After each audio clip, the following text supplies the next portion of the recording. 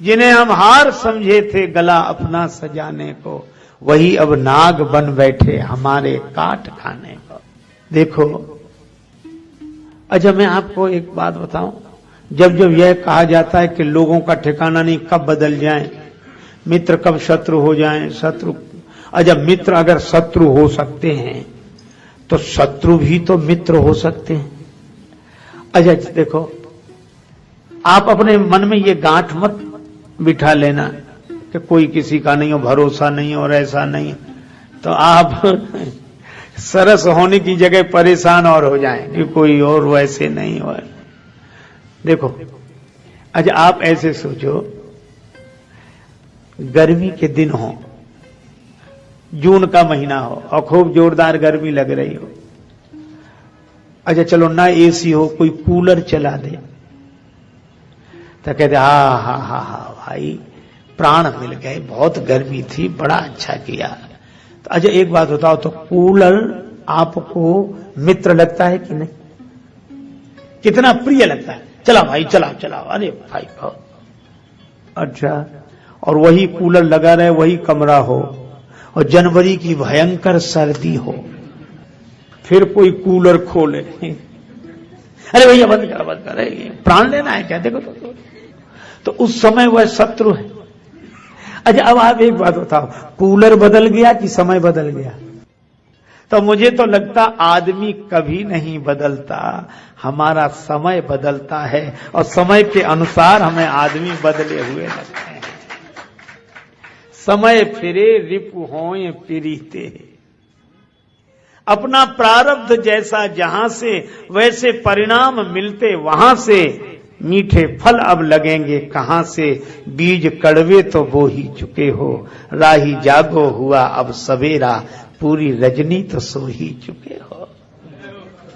इसलिए भाई ये संसार के बारे में जब संत महापुरुष हम लोगों को समझाते हैं तो वो इसलिए नहीं समझाते कि हम रिएक्शन में जिए, वो इसलिए समझाते हैं ताकि हमारा एक्शन सही हो जाए, और एक्शन के लिए ही तो ये डायरेक्शन है। रिएक्शन से मुक्त हो, एक्शन में रहे, इसीलिए सत्संग। तो भाई अच्छा भगवान भी एक खेल करते हैं, कब? जब कोई संसार के संबंधों में आसक्त होकर भगवान कोई का विस्मरण कर देता है, तब भगवान कहते हैं कि ठीक है, लेकिन जरा देखना, एक क्षण ऐसा आएगा कि तुम्हें हमारी ओर देखना पड़ेगा,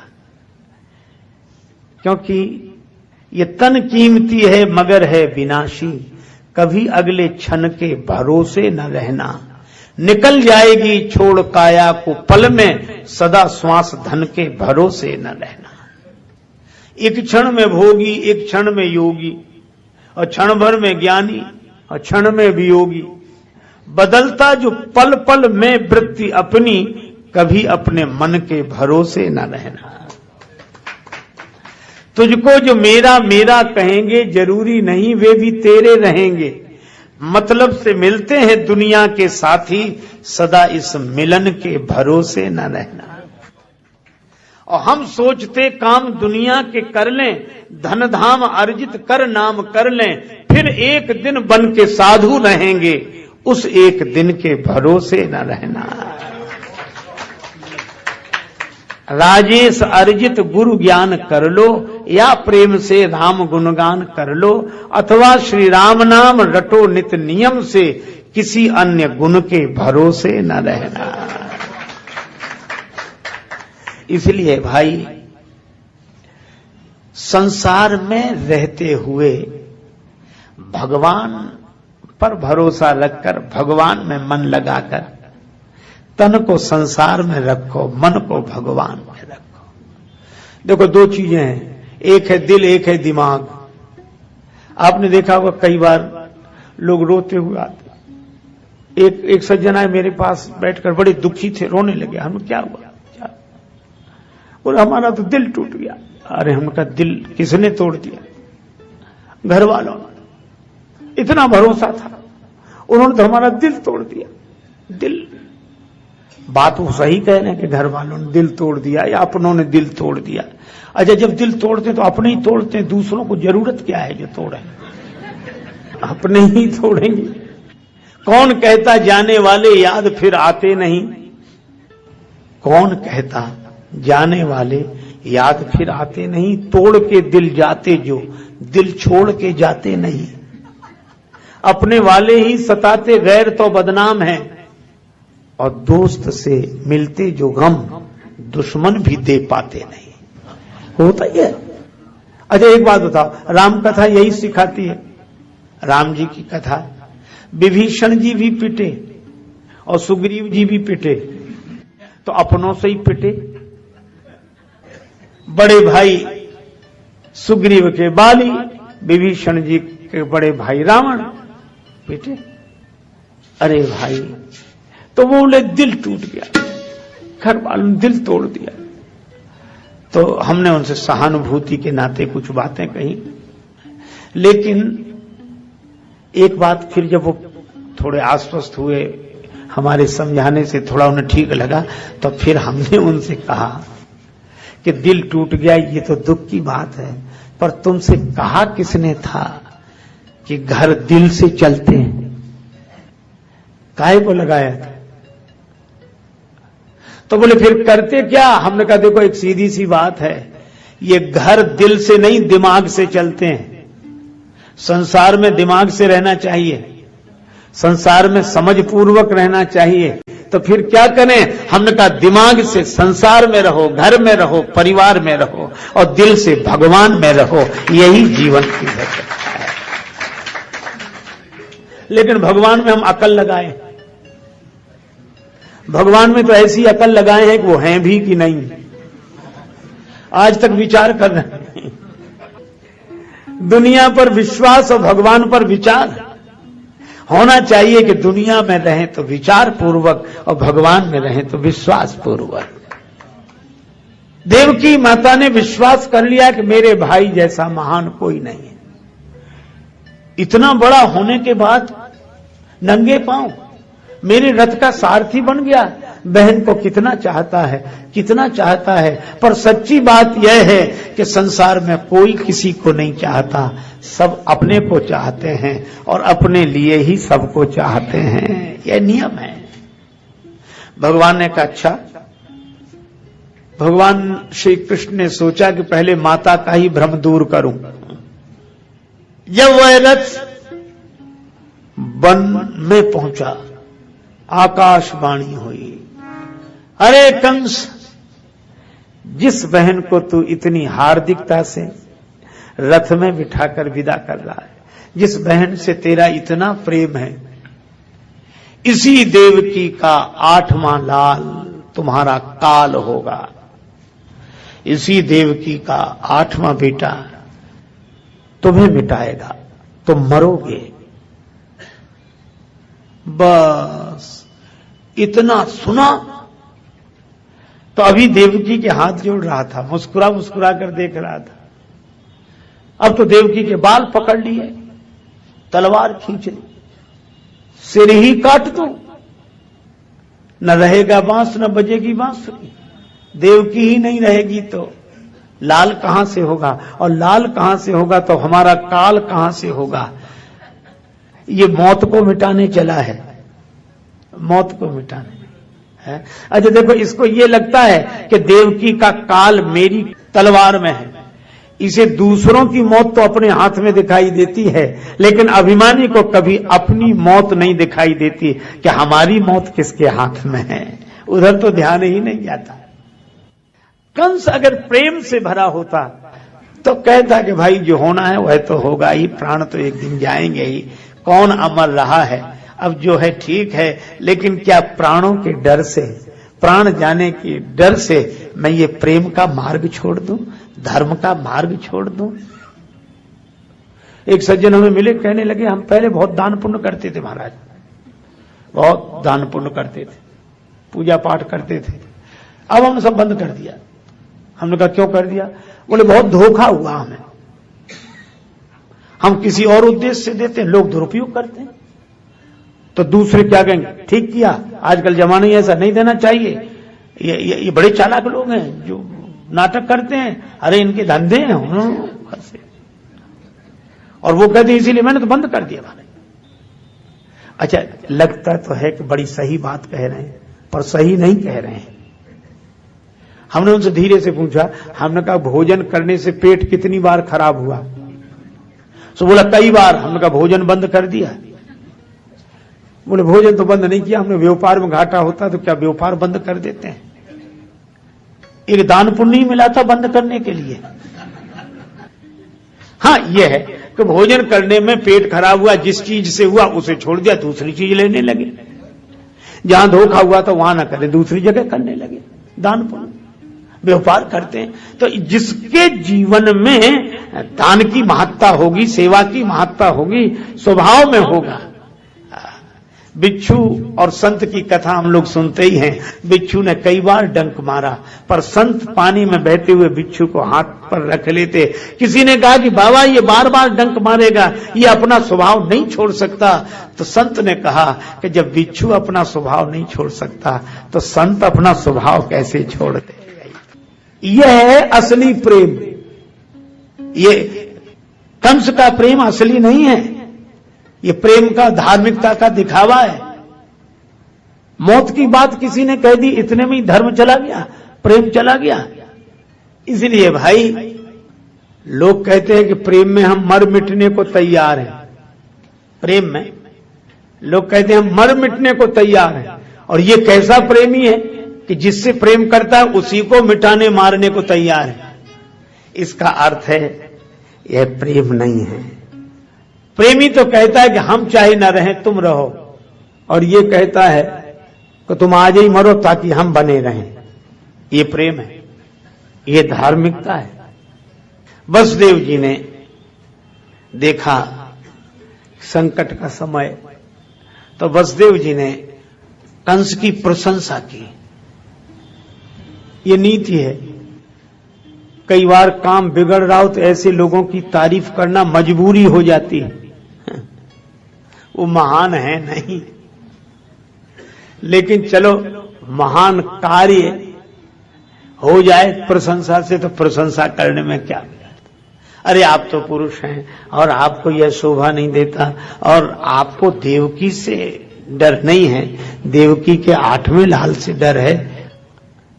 तो इनकी जैसे जैसे जो 8वें लाल का जन्म होगा मैं लाकर आपको दे दूंगा, आप उसे मार देना। कंस को लगा कि बात ठीक है, अभी बदनामी भी होगी और ये ठीक नहीं। बोला अच्छा जाओ घर में रहो, पर रखवाली रहेगी, सब देखते रहेंगे।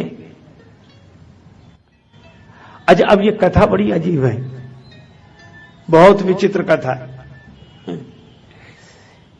आराम से वसुदेव देवकी जी अपने घर में रहने लगे। कंस के पहरेदार रहते थे, पर हमारे महात्मा देवर्षि श्री नारद जी पहले तो भवन में ही रहते थे, फिर तो कंस ने उनको जेल में डाल दिया, बंदी गृह में रहो। एक लाल का जन्म हुआ, वसुदेव लेकर आए। कंस ने कहा कि मेरी इससे कोई शत्रुता नहीं है, मुझे तो 8वें की जरूरत है। वो लौट गए।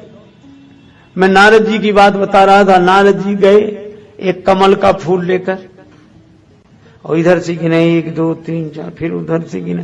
कंस ने कहा क्या हुआ है बाबा? नारद जी ने कहा कि हम गिन रहे हैं कि 8वीं कौन सी है, इसमें कमल की 8वीं पंखुड़ी कौन सी है। तो अष्टदल कमल था, जिधर से गिनो, एक इधर से करो तो उधर वाला 8, इधर से एक गिनो तो उधर वाला 8, बीच से गिनो तो बीच वाला 8। और ऐसे लगता था कि वो 8वां तो सब में है।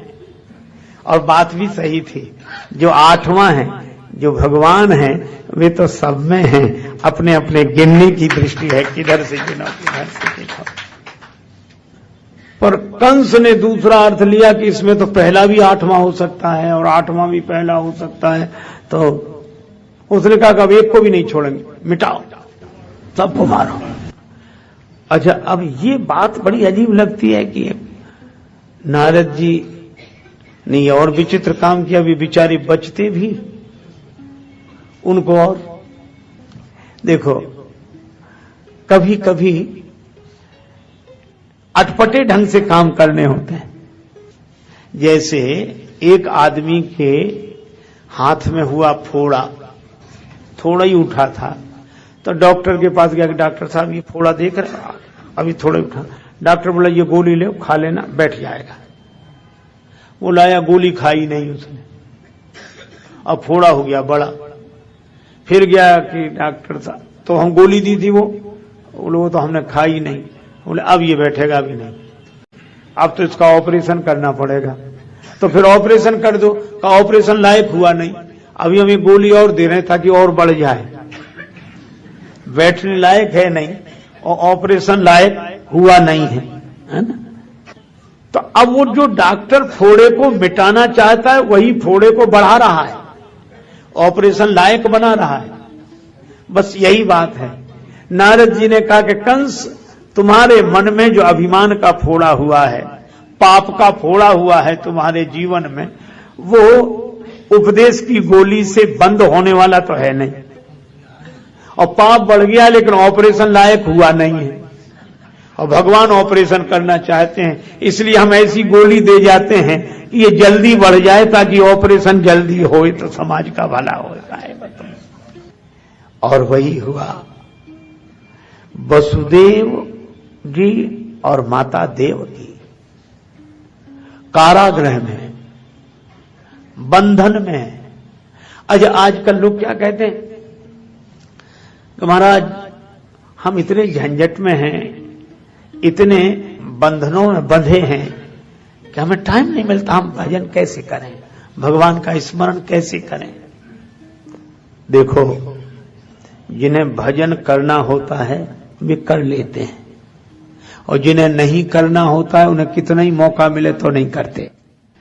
ये कथा यह बताती है कि हम तो घर में रहकर भजन नहीं कर पाते, घर के बंधन में रहकर भजन नहीं कर पाते हैं, और वसुदेव जी और माता देवकी तो जेल में रहकर भजन कर लेते हैं। अच्छा, जेल से घर तो कुछ ठीक ही होगा, पर यह कथा यह कहती है कि हम बंधन में रहें, जगत के बंधन में रहें, पर परमात्मा के बंधन में रहें, बंधन में रहकर वंदन करते रहें। यदि नाथ का नाम दया निधि है तो दया भी करेंगे कभी न कभी। यदि नाथ का नाम दया निधि है तो दया भी करेंगे कभी न कभी। अघहारी हरि दुखिया जन के दुख क्लेश हरेंगे कभी न कभी।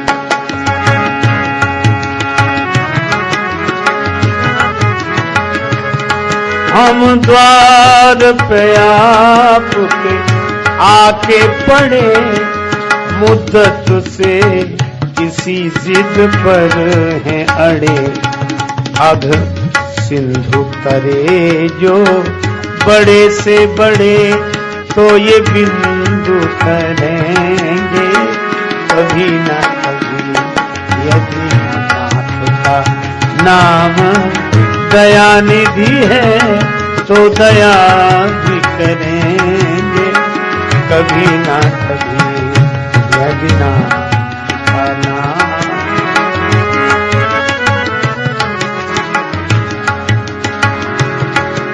कभी ना कभी,